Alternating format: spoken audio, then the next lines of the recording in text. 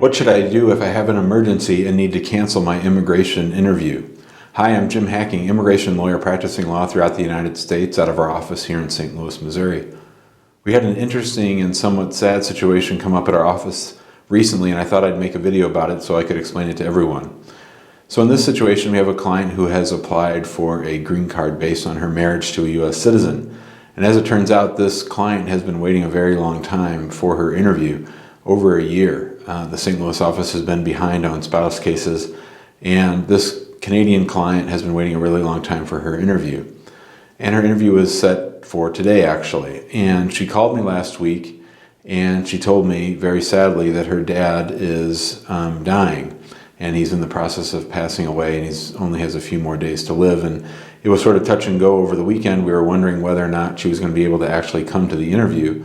And obviously, when a situation like that arises, you have sort of more important concerns than the green card. But at the same time, you have been waiting a long time. So the question comes up, what do I do when I have an emergency and want to cancel my appointment? Now, this is frankly one of the benefits of working with an immigration attorney, because if my client had had to leave suddenly over the weekend and was not going to be able to attend her interview, I would have gone down there myself and explained it to the officer exactly what had transpired, and they would have most likely rescheduled it.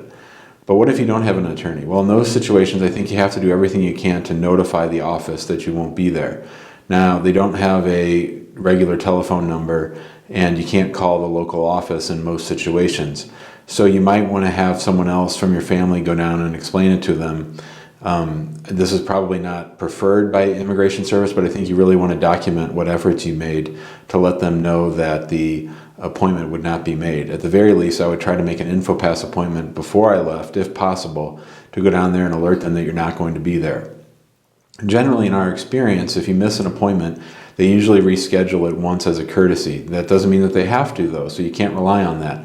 So I think you really have to do everything you can to notify them somehow, either before the interview, hopefully, or even on the day of the interview or after the interview, why you missed. And you might want to submit documentation as to why you had to leave. So with a sick father, it'd be hospital records, or a dying father, their death certificate, so these kinds of things. So you don't want to leave things dangling in the wind. You want to make sure that if you can, that you convey to them that you did everything you could to be at the interview, but that you just weren't able to make it because of this family emergency. And then you want to make sure that you do everything in writing, that you back it up, that you keep notes. If you go down and talk to someone at the immigration office, that you write down their name, the date, the time that you came, or the people that went for you, what information they were able to get. So most importantly, you want to document it. You also probably want to follow it up with a cover letter explaining why you missed it. At this point, if you're not working with an attorney, you probably should get an attorney involved so that they can reach out. Maybe they have contacts at the local office that they can sort of get things back on track.